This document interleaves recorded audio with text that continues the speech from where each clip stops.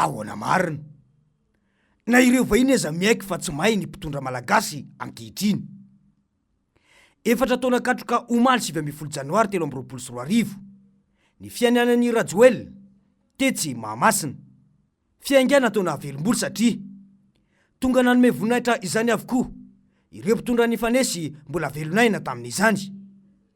Nandefitra ny kandida nifaninana napetsaka aza ny aia tamin'ny zotra-pifidianana.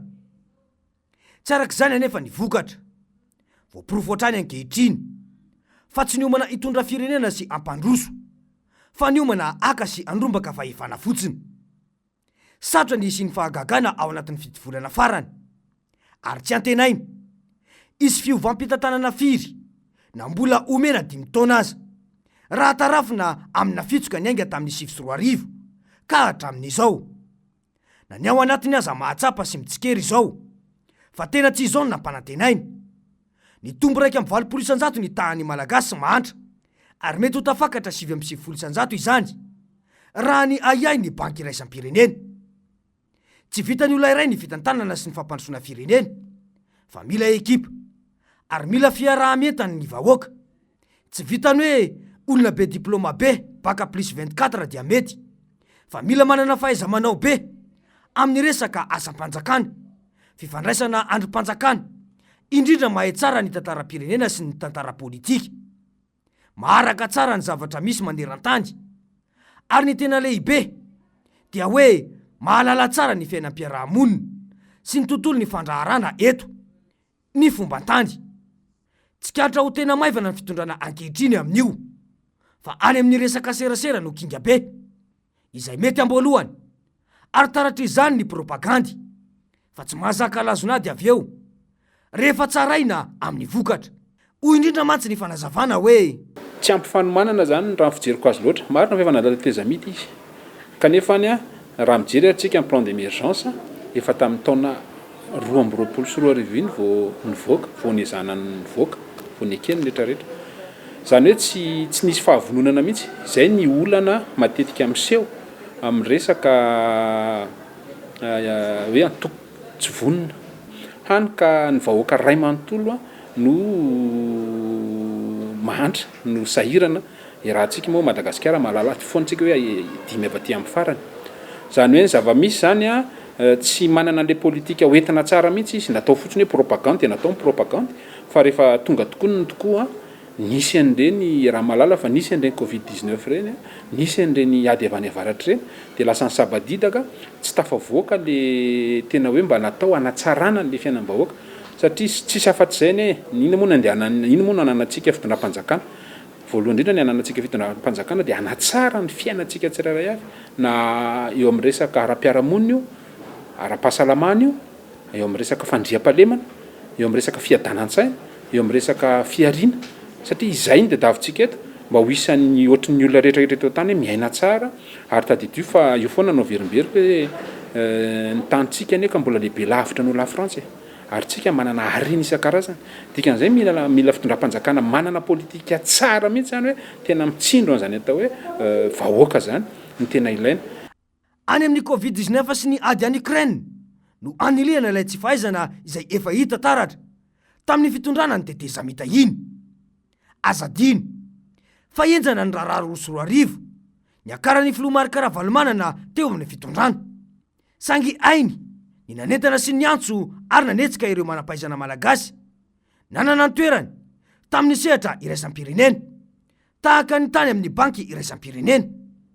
Mafy ny olona sy ny ekipany matona vita nampiakatra ny arkarena ho fito faingo ray isan-jato na teo aza ny krizy ara-bolagoavana maneran-tany ny taona 2024 teo ny efatraikefany sy ireo manampaizana malagasy nanampy azy fa ny antso hatrany ireo manampaizana vahiny toy ilay mpahay toe-karena efa nahazo amboara Nobel. Tsy resaka fanasoasoana tsangan'olona fa nysoa fianatra. Mafy izany fanjakana Ravalomanana izany ary fitondrana tena navita be teo amin'ny firenena sy ny fiainam-bahoaka. Profon'izany tarehimarika izay milaza ny isan-jaton'ny zaza malagasy miditra an-tsekoly, ny famokarana izay manomboka miditra tamin'ny fitaovana moderna, ny firoborobon'ireo mpampiasa vola vahiny teto amintsika izay niteraka asa maro ho an'ny malagasy, Ambatovy, ny Bastileara sy ny maro hafa. Sehatra lehibe ny fanamboarana ny seranatsambo tao Manakary. Ny lalana efa tsy resahana intsony. Izany hoe asa tena nipaka tamin'ny fiainam-bahoaka no ny masoa ny fitondrana Ravalomanana. Tamin'ny fitondrany no nanana tahirim-bolana ambimbava ny orinasa Jirama sy ny Hermada izay bakiropitra tanteraka amin'izao io. Mbola betsaka ireo asa vitany, tsy potika sy simba hatramin'izao. Hoy indrindra mantsy ny fanazavana hoe raha ny lalana zao tena eto Madagasikara en général raha fikarana izy dia kosina taondrala 6 cm ny épaisseur bitume misy azy le goudron zany. Raha ohatra izy ka lalana plat de 4 fa raha taondrala amboniny zezy ataoko 4 na 6 na ataoko 8 mifapolotota tsara ny courte base tsy metsika tokony aharitra farafaratsiny 20 taona farafahakeliny fa tsy hery taona ohatran'itsika zao satria hitanao moa ny eto amintsika fa glaby raraka be zao dia na ny contrôle asina contrôle dia vidiny zalahy contrôle ohatra sanatriziny zany ohatra ataoko ohatra sanatriziny raha tena amina kilometra nge raha 6 cm ny épaisseur ifanarahany 43 efa vola tokotsoforony tsy pazany amina miliara kely fotsiny koa ny contrôle dia samy jempy tsy sérieux zay le kitoto glaby raraka tsy mandeha amin'ny tokony izy fa raha mandeha amin'ny tokony izy hitanao ny lalana ataon'ny Ravalomanana zao référence tsara ihany jereo vo ioanosy io 10 cm andrak'izao ka mbola mihetsika tamin'ny andron'ny Almanana ho azy. Marina mihitsy izay voalazana izay. Tsy ho lalana antampotanàna eto an-drenivohitra toy ny eo amin'ny Saint-Michel io ihany, na koa ny etsy 7 hektara atsimo io, fa eo ihany koa ny lalana tampony Orombe, ny lalam-pirenena fahaenina izay efa toy izao hitantsika amin'ny sary izao ny Hatsarany nanomboka teo Ambondromamy. Saingy rehefa tonga ny fanonganam-panjakana dia tsy nisy intsony ny fikojakojana izany mandrak'ty androany, dia io sy mba tanteraka io. 4 taona nitondrany Rajoelina, 4 taona nampivarina ankady ny fiainam-bahoaka. Ny tena olana dia ny faneren'izy ireo ny vahoaka ilaza sy anaiky. Ny sary tian'izy ireo ho voizina sy ho resahan'ny olona dia ny hoe miadam-pinatra ny vahoaka fa tsisy keresy vidim-piainana mitangana. Miasa tsara ny fanjakana, miondam-bola aman-karena ny malagasy. Tsy nanjavona ny volamena tao anatin'ny biro-panjakana. Tsy nisy fanodigodinam-bola, tsisy kolikoly. Ny fanohitra amin'izany dia sokajiana ho lainga sy fanakorontanana ary fampisavorovoriana saim-bahoaka. Miteno azy anefa ny tatitra sy ny antotan-kevitra samihafa na avy eto an-toerana na avy amin'ny iraisam-pirenena momba ny tsy fahaiza mitantana, ny kolikoly, afera-maizina, efa na ny vahiny aza misy mangoronentana satria leo. Tsy ny fiazahana hiala amin'ny tsy mety sy anitsy ny dia mba hosoa ho an'ny ambany lanitra no imasona, fa ny fanarotsaronana sy ny fiezahana anadio tena lafo zao. Mandeha ny fivarotan-janaka ankolaka noho ny fantrana lalina dia fiezahana andisy izany sy anenjika olona iray na maromaro no ifantohany, fa tsy ny fijerena hoe inona ny fototry ny olana. Moa mba voajery sy voatsinjo tokoa ve ireo vahoaka tsy ampy sakafo?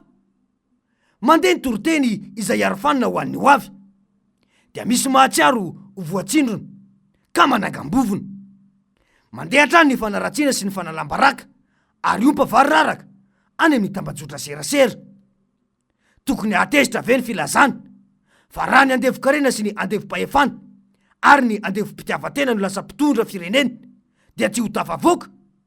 Mila olona tia fahamarinana sy tiany rarina.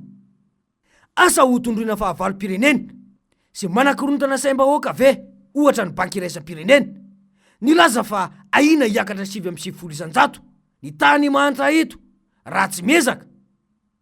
Mpamina ny sandoka avy any Brezila sy artista anasoaso sy mamina ny hafahafa iny ihany angamba no sitrany.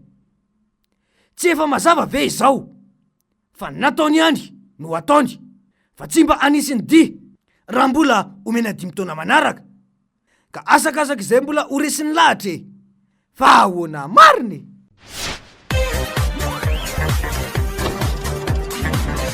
Ahoana mariny